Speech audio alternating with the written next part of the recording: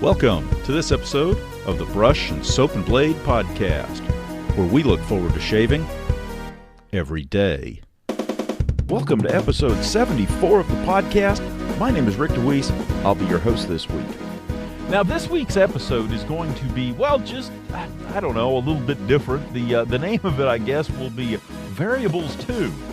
Because Variables was the name of last week's show, and lo and behold, I had to cut the Variables part out of it because I had hit my upload limit for the month with my podcast provider. Doggone it. So not only did I have to cut that off, but I also, and I don't know if it's terribly noticeable to anybody, it will be interesting, but I also decreased the bit rate, the sampling bit rate by a notch to lower the total file size that I was uploading. That was the only way I could get it to work. So this week's show, hopefully, if all goes well, will be, well, Variables 2. And I'll be able to get you the piece that I did on variables and, you know, how they're important. But I wanted to explain as to why I had a show name. Usually, you know, when I name a show, it's got some relevance. In fact, sometimes it has relevance in multiple segments. But this one, it was like, I don't know. I had named it, and then I went to upload it, and it wouldn't upload, and I was tired. It was, you know, getting close to midnight, and so I chunked this piece out, tried to upload it again. It wouldn't do it, so I dropped the bit rate and uploaded it again, and it finally took, and finished that final swig of my adult beverage and went to bed.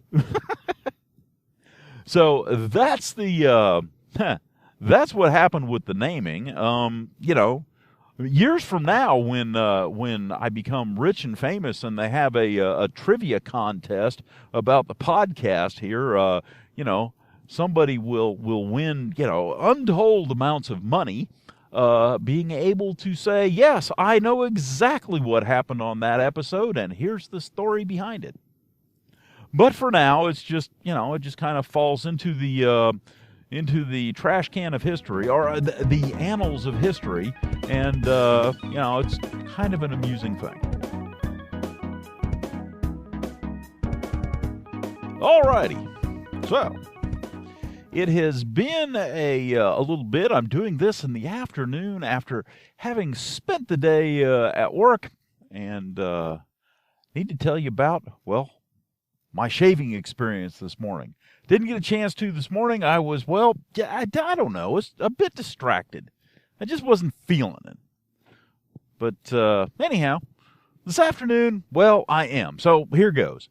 All right, a while ago, I had mentioned that what I wanted to do was I wanted to do kind of a side-by-side comparison between my Samog Boar Brush and my Nathan Clark two-band Badger brush. And so I did that this morning. I had a little bit extra time, and so I went shave Busta on it, and dual-wielding brushes, you know, I mean, it's, now, of course, my wife thought it was funny as anything, but there I was, you know, doing the old lathering with two brushes at the same time.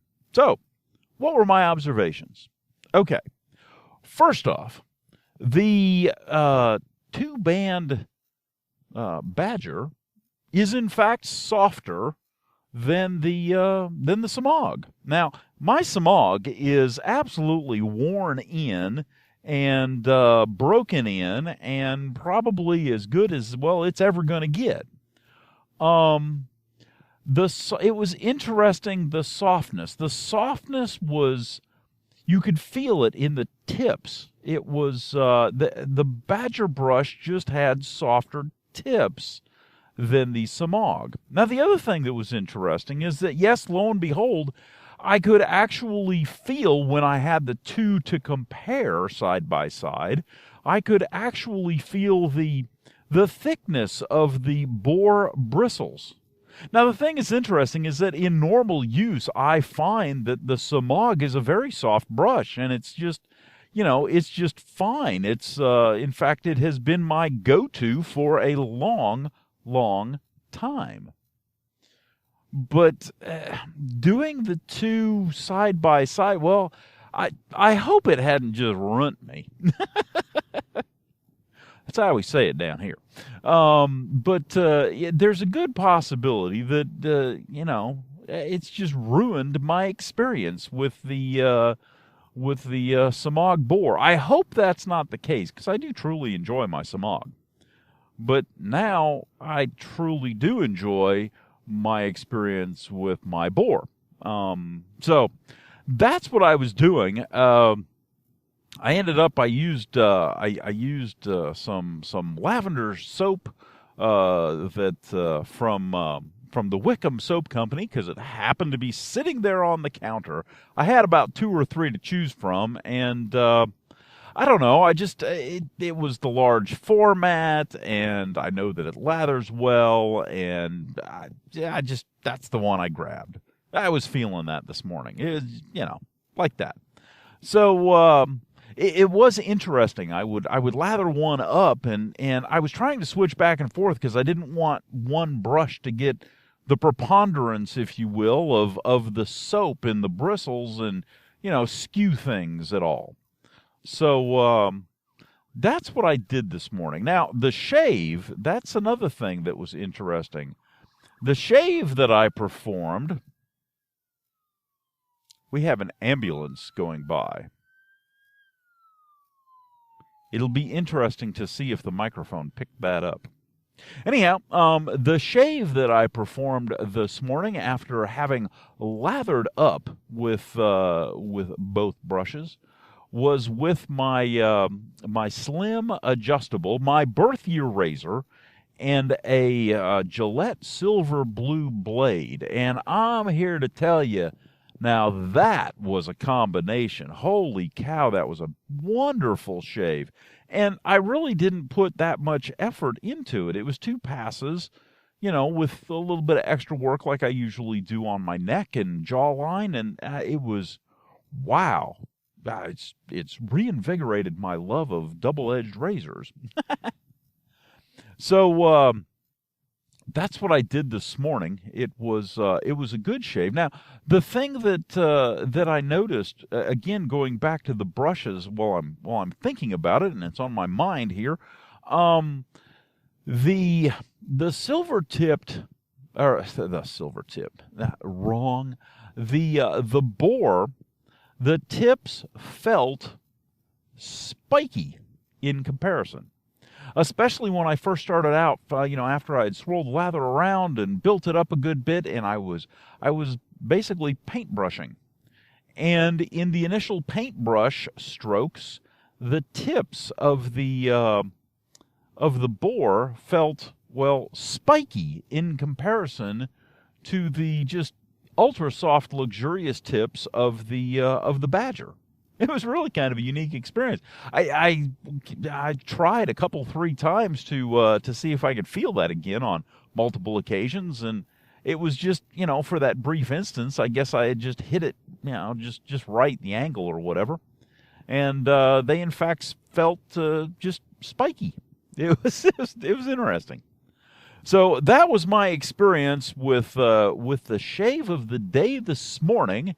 On Thursday morning after staying up very late and doing the podcast.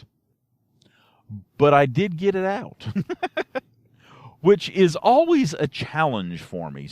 It's I don't know. I get going or I get doing something at work, and next thing I know, it's 7 o'clock, and I get to work on the podcast, and I'll get everything finished all up by about midnight or so. If I'm lucky, 11:30.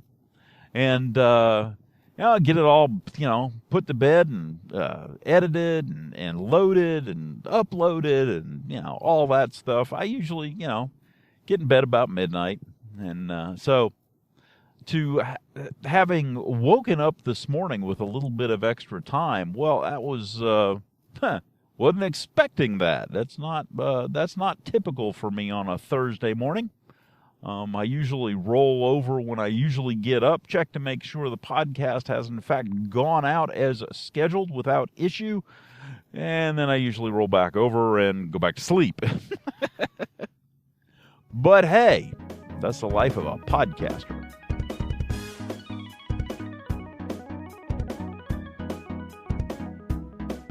Well, it's another beautiful day here in South Carolina, a wonderful morning, and I'm here to talk about my shave this morning. I went ahead and did something that I hadn't done too much of with my new badger hair brush, and that is, well, face lathering. And so, sitting there on the sink, and you're probably thinking, yeah, you don't put your stuff away, do you? But sitting there on the sink was a stick of Spike shaving soap. So I decided, well, here's an opportunity. Let's use it. So off to the races we go, jump in the shower, and after the shower, rub the Spike stick all over, and looked at my wife and said, the lather will magically appear. And of course it did. And did a fine job. Now, it's interesting. I enjoyed the experience of face lathering with the Badger brush, but I found it the springiness of the backbone was, well, I was going to say disconcerting, but that's not the word. Just different. Okay. It's different than what I'm used to, because typically when I face lather with my boar brush. And so the Badger brush, while very nice, very soft, and has backbone, and you know, you don't have to splay it all the way to the handle to feel like you're doing anything. It's just different. And so it may take a couple of episodes to of face lathering to get used to that difference. Now, it performed wonderfully. The thing that I found curious, though, is that by around the end of the touch-up phase, the brush, and granted, I did not take a whole lot of time to develop the lather and, get it in the really deep in the brush or anything like that. It was, do a face lather until you have a suitable lather for shaving and enough on the brush for probably a second pass and a little touch-up, and there you go. So it wasn't like I spent, 5 minutes working up a lather on my face. But toward the end, I found that the brush was, well, getting a little depleted of lather. And quite honestly, that's what I've found on several occasions that I have face lathered, and nothing against face lathering. I find it to be very quick and efficient. You don't need a bowl. You just, it's, it works well. But it's, well, different. So that's how I started off this morning. Now, I again used my birth year slim adjustable Gillette twist-to-open razor, setting on I believe it was a 5, and a magnificent Gillette blue or a Gillette silver blue blade in it, which have really, for me, that's a go-to blade. Feathers on one, are right up there, but right alongside on that same pedestal, I would, at least for me, I would put those Gillette silver blues. They do as good a job. They really do. It's a very nice shave. They're very smooth, and they're just for some reason they just feel less. I was going to say sharp, but that's not really, because the feathers do, well, feel sharp, and the only thing that I can associate that feel with is potentially a slight, I don't know, scraping sensation, if you will, because otherwise, how else, if you're just cutting hair, how do you understand that it's sharp? It's got to be some kind of a scraping sensation that I associate with, well, sharp. Now, the thing that's interesting is that I have theorized, and one of these days I'll have to just do a measurement or something on one, take one to work and put it on a micrometer or something, and just to find out. But I've wondered if the width from sharp edge to sharp edge on a feather is just a tad bigger than the width edge to edge of a Gillette Silver Blue. The Gillette Silver Blues, when put in the same razor at the same setting, if it's an adjustable, just feel, well, less aggressive. And I've often wondered, it may be something in the angles or the way that they're sharpened, or it may be the fact that they're actually just a bit narrower. I don't know. But there is something palpable there that just makes the Gillette Silver Blues feel just a tad less aggressive. And so if you've tried feather blades and gone, oh my gosh, there's no way I could shave with this because of its aggressiveness, or at least the perception that you have of its aggressiveness, you might want to try a Gillette Silver Blue. They're made in Russia, in St. Petersburg, and so far I'm here to tell you I went out and bought 50 more the other day just because I like them so much. It's a good blade. I've always been impressed with them. I enjoy. I really do. It's, feathers are nice. Don't get me wrong. I really, really like feathers, but there's something, I don't know, in my head, it's almost like there's something special about a shave with a Gillette Silver Blue.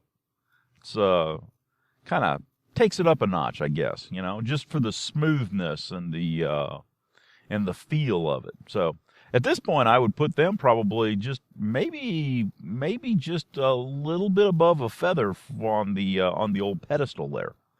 But they're both definitely go-to blades. So here's a thought and a premise. Does shaving make you more confident? It's just something that I'm sitting here thinking about. It's just a question. Does shaving make a person more confident? Have you noticed that the most confident people that you run into are well-groomed? Have you noticed that sometimes the least confident people that you run into are not well-groomed? And it's almost like they're making a statement, but at the same time they're succumbing to social pressures, which says that if you are well-groomed, you should be confident, and if you're not, you should not be. Whether they are or not on the inside, it's almost like everything gets taken over once they step out the door. And I wonder, I really wonder if you're making a statement in your grooming habits, and if that statement, in fact, doesn't set your mood, your personality profile to a certain extent.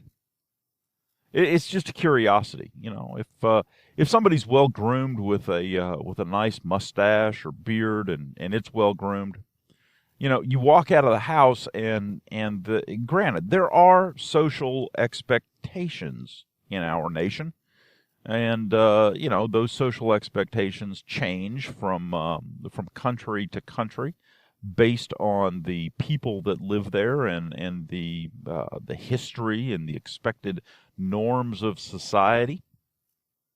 But there still is an expected norm, and if you fall outside of that norm, well, there are consequences for that.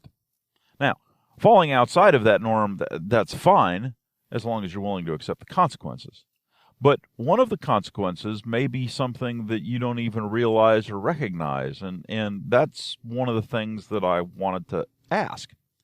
Is it a situation, does it occur, and I have no way of testing this.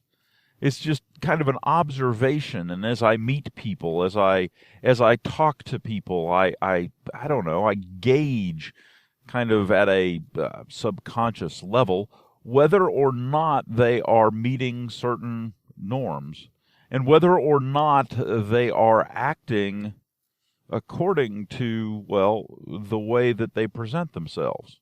So, for example, if I walk up to somebody who seems confident in their speech and in what they're doing, and I notice that, well, they haven't shaved, I then, in the back of my mind, I ask myself, okay, they say they're confident, but are they really?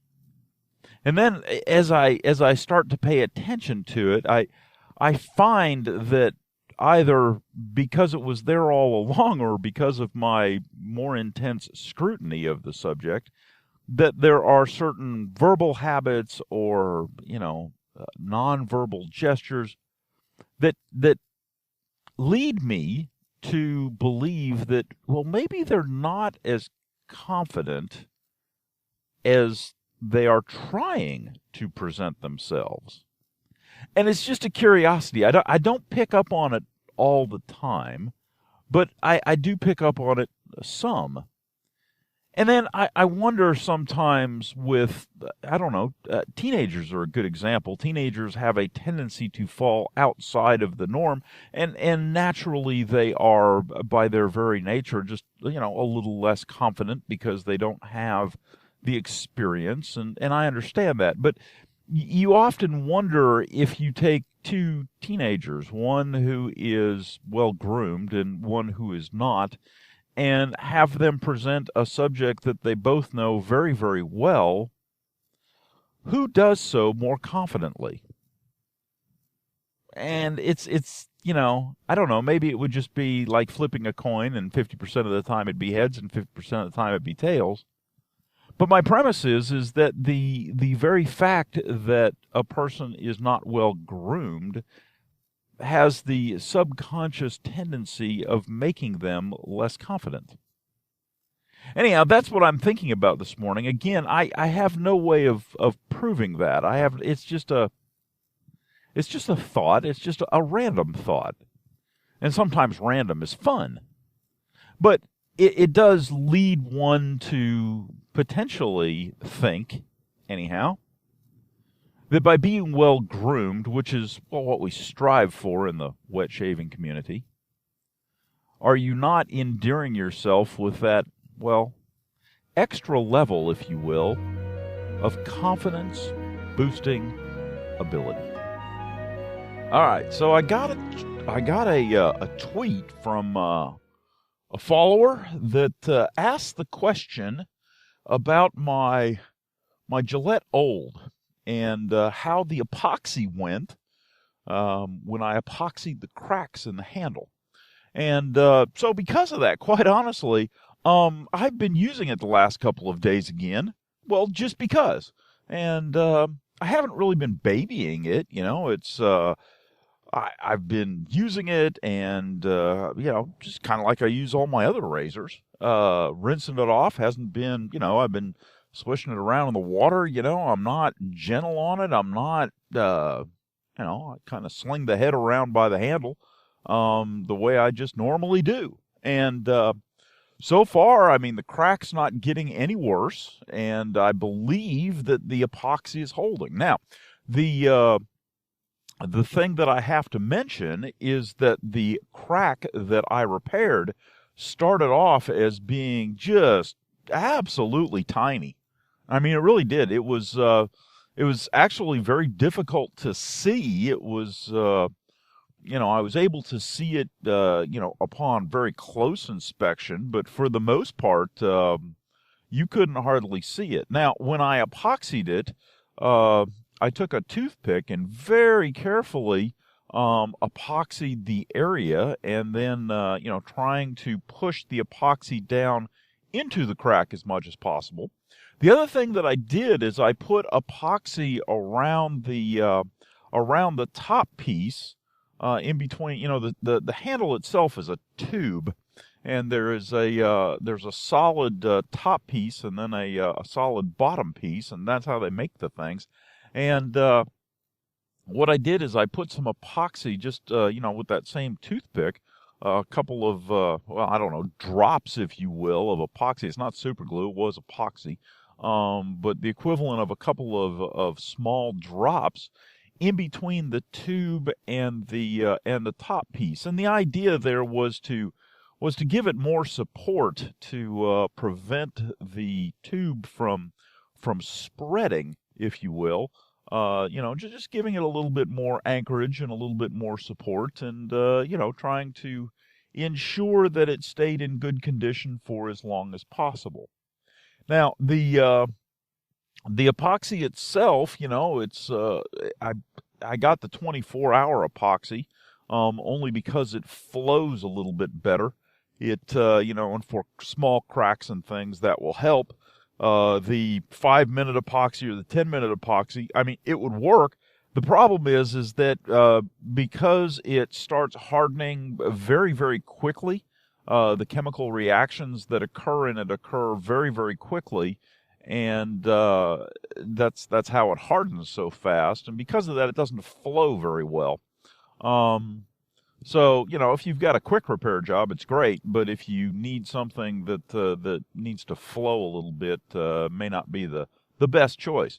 So that's what I did, and that's how I've handled mine. Now, I didn't have I took that same toothpick, once I applied not the same toothpick, I actually used a different toothpick.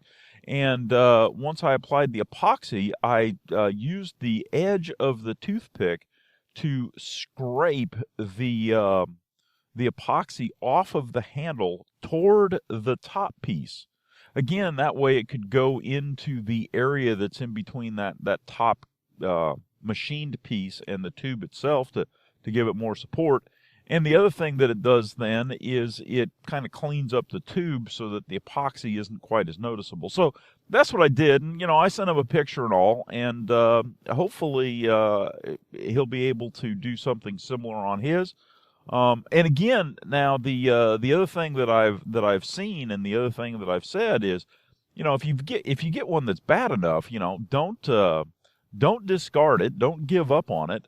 Find someone, or learn yourself, but find someone who turns pens, because the ones that I've seen where someone has taken the equivalent of a pen body and turned it to be the handle portion, they are beautiful. They are absolutely gorgeous, and you can get acrylics and wood and stabilized wood, and I mean, it really is. I mean, there's no sense if you've got a good Gillette head that just because the handle's a little bit sketchy that you don't at least consider it. If the price is right. Now, granted, if it's got a busted up handle and they're asking $25, $30 for it, yeah, I don't think so.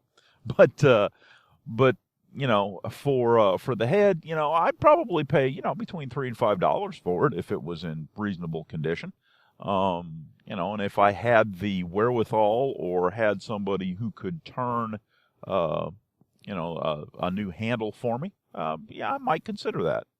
So anyhow, that's the story on the rehabilitation, if you will, of the 1920s old.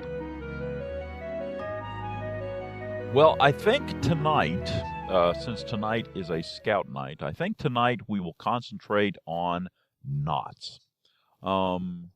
Every boy needs to know how to tie certain knots. In fact, every man needs to learn how to tie certain knots, and a lot of them don't.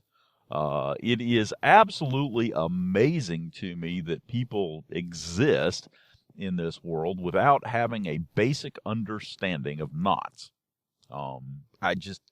It flabbergasts me. And one of the reasons that it flabbergasts me is that I have, learned and known about certain knots, forever. And, it's just, and I've used them forever. It's just one of those things. To me, it's, every guy should have a pocket knife in his pocket.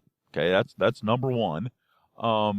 Everybody should at least have an understanding of how to sharpen it, even if they're not really good at it, like myself, because I'm really not that good at it. Everybody should know how to make fire. It's just everybody. I mean, that should be. It should almost be a requisite for getting out of, I don't know, your early, before you become a teenager, you should know how to make a fire. You should know how to cut stuff with a knife, with a sharp knife, without hurting yourself, and you should know how to make a fire. I mean, that's just me. But, those are some of the things. Now, in addition to that, you should know knots, and you should know some basic knots. You should know the difference between a square knot, a granny knot. You should know the uses of them, or when not to use them. You should definitely know a bowline. It's a rescue knot. It's a knot that can be done and undone easily. It's exceedingly handy. I've gotten to the point I've been able to do them for years, but I can do them with my eyes closed in the dark. I mean, it's just, I don't even have to see the rope. I can throw a bowline on something and it's just, it's done. And the nice thing about that is that, if you're distracted or it's dark or whatever, and, you need to put a loop in something or a line on something to hold it, like a tarp or something like that, you can do that. And you can do that easily, and you're not second-guessing yourself. You're not, you're not messing things up, by using a knot that shouldn't be used. You're not screwing up your rope by you putting in a knot that you'll never be able to get undone. You know the correct knots, and you're just throwing them in there and, making them work. So, a bowline, a clove hitch. Everybody should know how to make a clove hitch. It's not complicated. It's not a Miller hitch or anything like that. It's a simple clove hitch. You should know how to do that. 2 half hitches. Oh my. It is so funny when I'm teaching boys how to tie knots and tie 2 half hitches. And they don't understand the idea of a half hitch as just a simple knot. And that 2 of them stacked on top of each other is a better knot. It's amusing. Oh gosh, it's amusing. And they're all about the same. I mean, none of them get it at first, and then finally they do. And it's just interesting. Stop knots. Those are some other good ones. Just simple overhand knot or a figure 8 knot. Just we don't teach them anything that's really difficult. Although we do have a good joke. When they get up a little bit older and they start going to a few of the higher-ranking board of reviews, we'll throw a piece of rope on there just to scare the heck out of them and say, "Here, tie a sheep shank." And they just look at you like, "What?" Oh goodness, that's fun. But a 2 half hitches, clove hitch, a timber hitch is always good. Just because it is so handy with things. But there's just a few knots that are really, really important and useful. And the more you know them, the more you can use them, and the more you use them, the better off you get at understanding when to use them, and understanding how to use them, and understanding, what you're doing. It's very similar to, everything else we do in life. As you practice, as you get better at it, you get better at it. You become one of those people that walks up and can just do something, and everybody else is looking at you like, okay, first off, how did he do that? And secondly, how did he make it look so easy? And it's practice. It truly is. It is practice and using the tools and knowledge that you have to enhance things, and that's probably one of the best things about doing stuff, is that you have the natural abilities then to just excel because you've tried, because you've learned and you've tried. Anyhow, that's kind of my little mini rant on knots and what knots that I think everybody should know. Have you ever thought about unintended consequences? We have politicians and people making decisions, whether they're in corporations or whatever, and we look at them, and usually it's after the fact when we are suffering through the consequences of those decisions, and we're thinking to ourselves, what the hey were they thinking? Really? This is the best. They couldn't think this through. They couldn't see this coming 1,000 miles away. Which leads me to, some stories. As I drive back and forth to work, one of the things that I do is, I pass by big bamboo patches because, bamboo likes it here. And it does well, and it doesn't freeze out or anything like that. And so the bamboo just kind of keeps growing and spreading and, that kind of stuff. Which then leads me to, since we're talking about plants, the unintended consequences of kudzu. If you're down here in the South, mid-South, Southeast, or, that's probably about the extent of it, you're very familiar with a plant called kudzu. This thing was brought over from Japan. And it was brought over specifically to help with erosion along rail lines.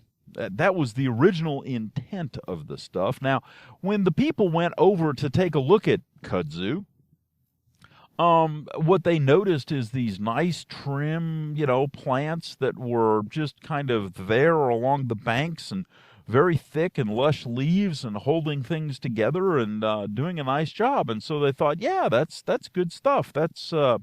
We need that. And so they brought it over. And it wasn't until it had spread everywhere, because kudzu in the right environment, otherwise known as a warm summer day in the South, will grow, I believe it has been recorded to grow 3 feet. Yeah, 3 feet at a time along one of its vines. And you can't hardly kill this stuff. In fact, the joke around here is that the way you plant kudzu is you take a cutting that's about as long as your forearm. You take all the leaves off and you cut up the vine part of it, and you take all of those pieces and you put it in a blender. And once you have it in the blender, you put it on frappe, and you proceed to buzz it down into mush for about 5 minutes.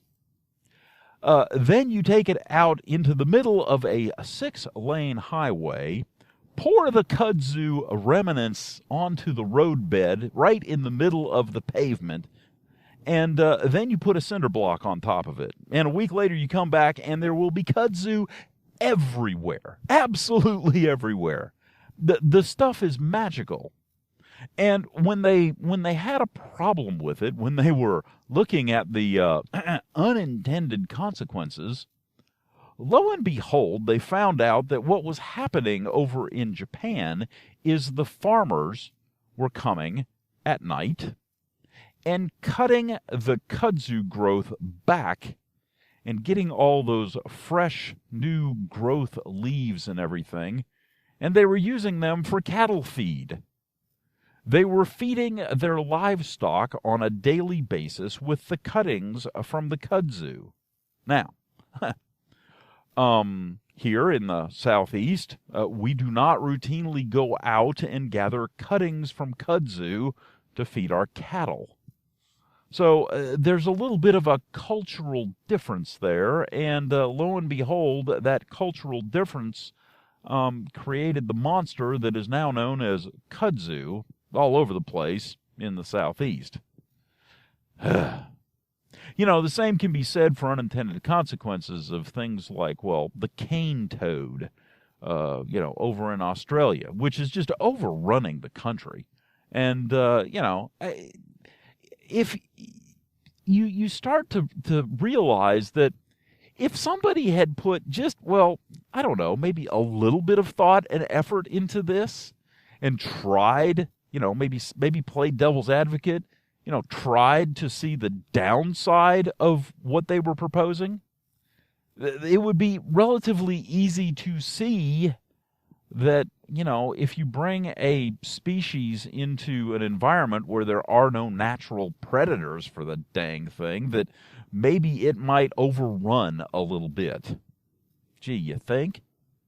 Well, the same is true for, some of the things that we do with politicians and decisions and taxes and things like that. The joke is a politician's never seen a tax that he didn't like.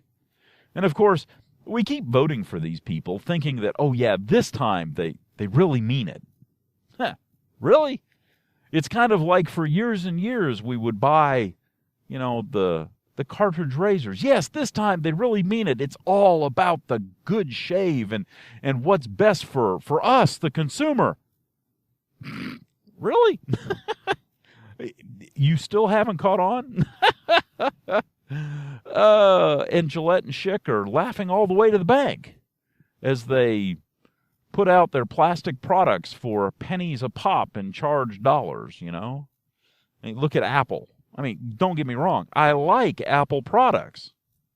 But isn't it interesting that they make a device that basically obsoletes itself in 8 months, and you got to keep it for 2 years, and then they sell millions of them and make record profits? It always fascinates me that we continue to buy things that don't have replaceable batteries. Well, what the heck are we supposed to do when the battery finally chokes? That's what's happening to my phone now. It's pitiful. I have to plug it in everywhere. But I love the product. The computing power behind it is great. The convenience is great. It's just the battery. And maybe it's one of those things where the convenience of having a cartridge razor is great. The performance is miserable, but the convenience is great. Being able to just throw something on and off, the throw it on and off the handle and, throw it in the trash can is great. Paying the $4 a pop for it, well, that's not great. But, all this other stuff, well, that's great. And then you think, well, maybe they just don't know any better. Because you can do a whole lot better with a safety razor. Double-edged blade, single-edged blade. Doesn't cost you near as much. I can buy a whole pack of blades for that $4 or $5. And essentially, all you got to do is twist open or disassemble and then throw away the blade. Hopefully, it's not in a trash can. Hopefully, you're doing something sensible by putting it in the equivalent of a blade bank, which is typically a hard steel tin that holds the used blades, and keeps somebody from coming into contact with them and potentially being injured. That's the responsible thing to do. But I have one. It's actually an old tea caddy. But I digress. We're going into unintended consequences. Well, I suppose we could stay there because when you initially think about it, just throwing a razor blade in the trash can is, well, no big deal, right? Until somebody picks it up and gets cut because it's fallen through the plastic or cut its way through the plastic or something. We didn't intend for the person to get cut, but they did. And if you think about it rationally, you think, well, yeah, they probably would get cut, and it probably wouldn't be safe, and it probably wouldn't be hygienic and all this other stuff. But that's not what you were thinking about at the time because you didn't try to see the downside of just throwing something away in the trash can. And if it's as simple as, thinking and taking that stance, maybe we should train our children at some point to think about what the downside of our actions or our intended actions really are. That may be something I might want to do with my scouts just to see, well, what happens. Because maybe it's a natural thing that we have grown into or evolved into over time by the very fact that, well, we don't think about the unintended consequences because we don't take the negative view of things and at least explore them. Variables. Oh, the variables. Now, the thing that I love about variables is that they're so intriguing. If you understand the variables, you understand the puzzle. If you understand the puzzle, sometimes you can figure out the game, and it just makes things, well, fun. And that's one of the things that I do at work is I look around and determine variables and try to figure out what those are and try to communicate those variables to other people. And sometimes, I must admit, other people just do not at all grasp the different variables that exist. And it's just, it's just so annoying because for me, it's obvious. It just jumps out that these variables exist. And I understand that. I understand I get annoyed when people don't have the same, I'm going to say cognizance, but that's not the right word. When people don't have the same appreciation for the impact of the variables, it's I don't know. I guess I'm just a detail-oriented person who when you get into those details, they can both look beautiful and drive you nuts all at the same time. So variables, variables are very important in shaving. It's really it's really an interesting thing because each person's perception is completely different. Everybody has their own point of view. It's like we're all standing around a tennis ball. If you set a tennis ball on a pole and set the pole about 5 feet high and set it in the middle of the room and then line up 100 people in a circle around the tennis ball, no one is going to see that tennis ball in exactly the same way. First off, they're all seeing different sides of the tennis ball. Secondly, they're all different heights. So the eye's perspective will be slightly off from everybody else. Thirdly, the visual acuity of everybody is going to be, well, different. And it's all the variables that bring a different perspective and a different point of view. So, when you think about just in shaving, something as simple as, okay, let's start out with water. You've got different types of water, different mineral contents, different hardnesses, different pHs. There's a slew of variables. You go to some places and the water tastes really good, but it's really hard and it doesn't work well for lathering. There's other places where the water tastes good, but it's really soft and it does a great job lathering. It's just all these, just in that one component, there's multiple differences and variables, around the country and when you're traveling and things like that. So, one of the things that's interesting that I always try to look at is when I'm traveling, do I have the same consistency in stuff that I do at home? Is it as easy to lather in a hotel room, depending on the water quality? Is that what's causing it? So it's just, there's one variable. The next one, of course, is soaps. What soap are you using? Who made it? What batch is it? All those kind of things. It's, there is some variability. Now, granted, what batch is it? Okay, there may be some very, very subtle differences, and you're probably not likely to experience any difference in batches, but you do have to wonder if somebody's changed a formulation or done something just a little bit different, that can that have an impact or an effect? I don't know, but it is potentially a variable. The amount or the brush that you use, of course, is a huge variable. Does it have a high loft? Does it have a short loft? Is it badger, boar? Is it how much pressure are you putting on the brush when you're loading? What's the size of the container? How good are you loading the brush itself? What's how long have you soaked the brush? How much water have you shaken out? How much water has the brush retained? It's really when you think about it, it's you start getting into these if you look at it from a math perspective, the amount of variables becomes almost astronomical, and we're nowhere near done yet. We haven't even lathered up the soap.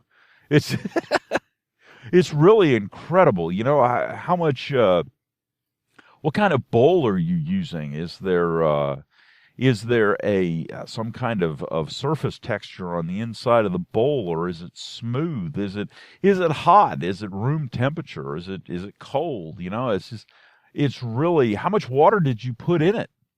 You know, did you put any extra water in it? Yeah, it's really amazing. And again, we haven't even gotten to lathering the face. It's, you know, how did you prep? Did you prep?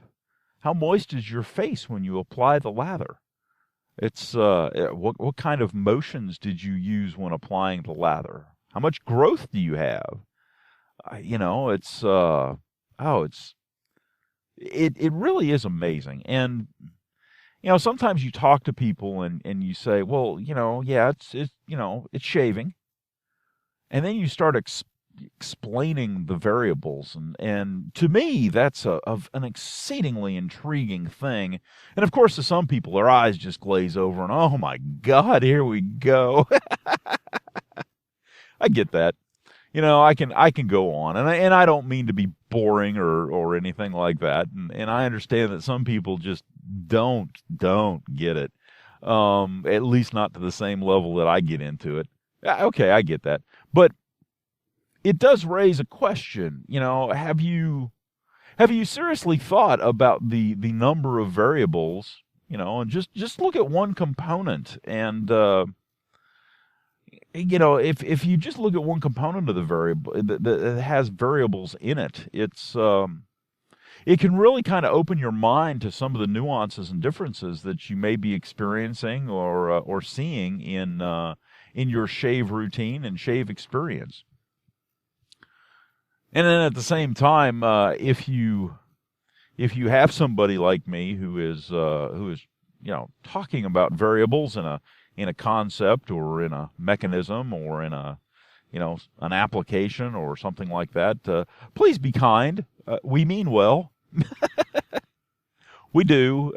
It's just, you know, to us, the variables have an importance. It's not just about the scent or, you know, the feel or the closeness of the shave. It's, to some extent, it's the variables that exist out there and how they all interact. And you know, it's kind of like I was saying last week about second chances. Sometimes the variables even come into play in relationships. You know, the variable of if somebody's having an off day or if somebody's feeling a certain way, and you know, they run up against a person who is also feeling that way. Well, you know, the human emotions and the human feelings, those are variables. And so, you know, you can start looking at variables in all types of human dynamics and the way people interact with each other and then the way that people interact with systems and things like your car. Right? It's just, you can, you know, it's almost like being in the Matrix and being able to see the code. I mean, that's how I perceive it anyhow. It's if you can see the code, if you can see the variables and understand their influences on things, it's you have the ability to manipulate variables to make things, well, the way you want. And it really gets complicated if you get into things like making your own beer or wine or things like that. It's then, oh my, then you've got some serious variables that you can really play around with. And that's when you can taste the impact of your playing with the variables, and you can see them, and that's fun. So when someone tells you that their shaving experience is not quite the same as yours, or if you have a shaving experience one day that, well, is not quite the same as the one you had today, think about variables. Think about what they are. Think about what impact they've had. Sometimes understanding variables exist is good enough.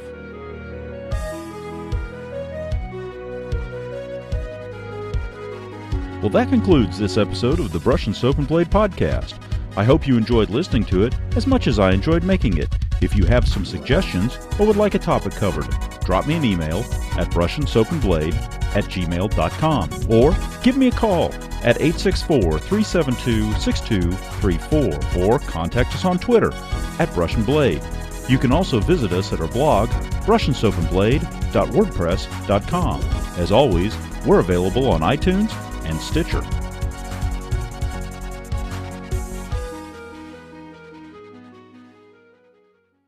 Are you comfortable in your own skin? Are you comfortable with who you are?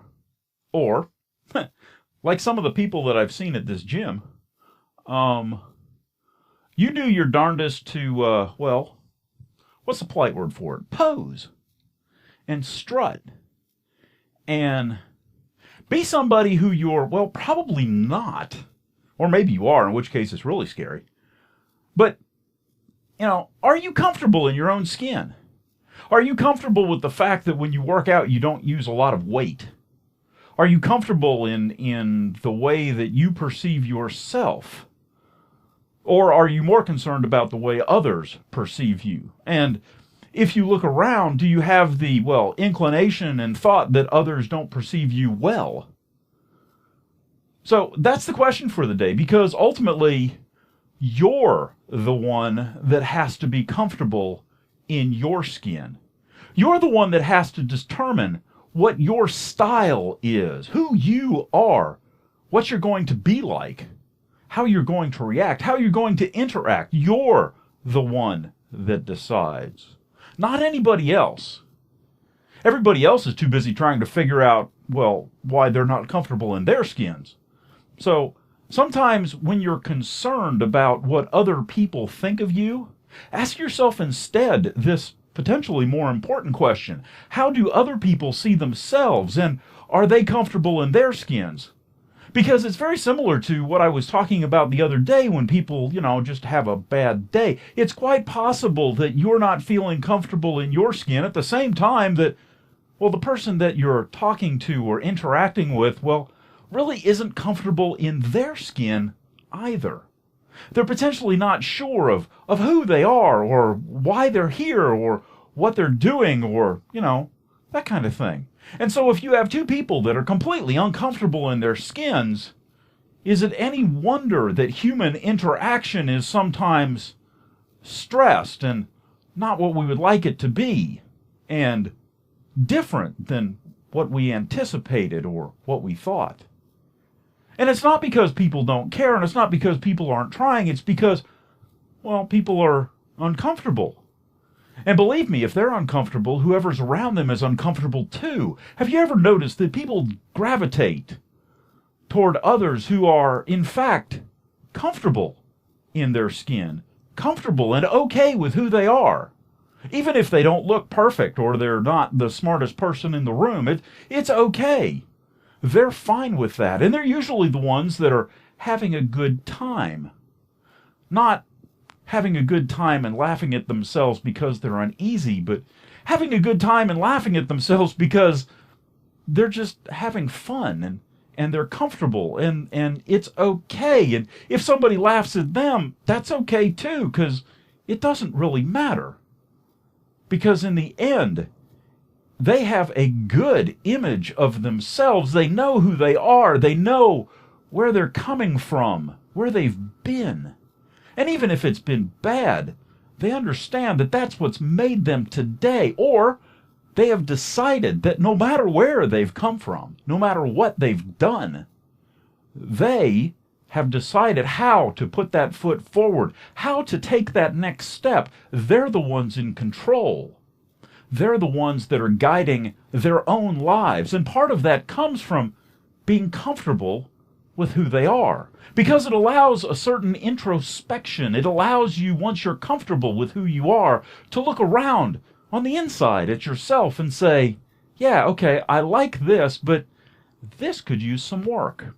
And once you get to that point, then you can truly grow. Because now it's not about what others think, it's about what you think. It's not about what others do or say, it's about what you do or say. And all of a sudden, having a creed, having a motto to live by becomes all that much more important, because now, as you grow, you use that as a guiding light, as a defining rod to determine where you're going to end up. And it's your choice. It's not the people around you who tell you that you're never going to be good at this, or you're not really good at that, or, gee, I wish you'd get a haircut, or why do you wear those clothes anyhow? It's not about them. It's about you. Who do you see when you look in the mirror in the morning? Who do you see? And more importantly, who do you want to see? And are you taking the steps that are necessary to get where, not where other people want to go, but in fact, where you want to go? And sometimes, just sometimes, it's as simple as taking that first step. And in this community, that first step in the morning usually revolves around picking up a brush, a soap, a razor, and a blade.